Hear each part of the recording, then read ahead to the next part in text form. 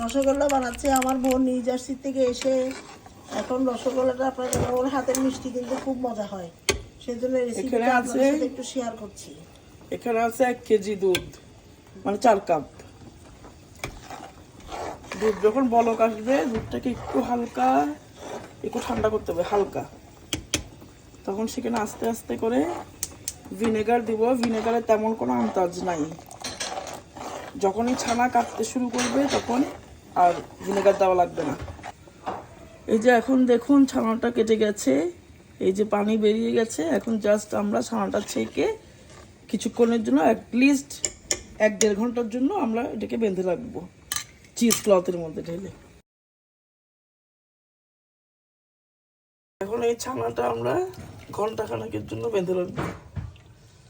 এখন আমরা ঠান্ডা পানি দিয়ে একটু ধুয়ে নিব, যাতে করে এটার মধ্যে যে একটু ভিনেগারের গন্ধ আছে এটা যাতে চলে যায়। ভিনেগার না থাকলে লেবু দিয়েও আপনারা করতে পারেন, উভয় ক্ষেত্রে, যাতে করে এটার টক পানিটা সম্পূর্ণ বেরিয়ে আসে।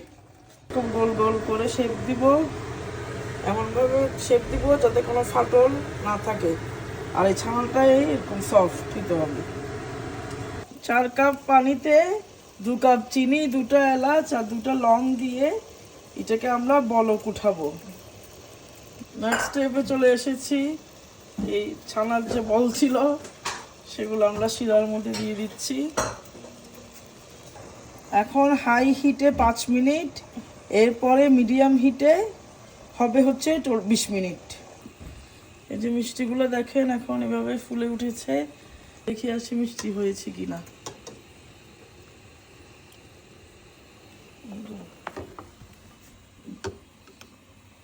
এই যে দেখেন আমার মিষ্টিটা ডুবে গেছে, মানে মিষ্টিটা হয়ে গেছে। যদি উপরে ভেসে থাকতো তাহলে দেখুন কি সুন্দর একটা পরীক্ষা আপনাদেরকে করে দেখালো আমার ছোট বোন।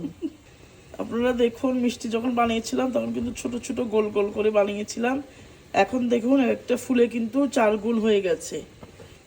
তো আমাদের তৈরি হয়ে গেল রসগোল্লা, রসে ভরা রসগোল্লা। সো এটাকে গরম গরম পরিবেশন করতে পারেন, ঠান্ডা করেও খেতে পারেন, বাট গরম গরম পরিবেশন করলে এর টেস্টটা অনেক ভালো আসে। সো আশা করি আপনারাও বানাবেন, উপভোগ করবেন। এটা রেসিপি পুরোটাই আমার বোন আপনাদের সাথে শেয়ার করেছে, ও আমার বাসায় এসে বানাচ্ছে। তো দেখেন কত নরম তুলতুলে, বুঝেছেন? কাটার সাথে বুঝে যাচ্ছে যে কতটুকু নরম এবং তুলতুলে হয়েছে।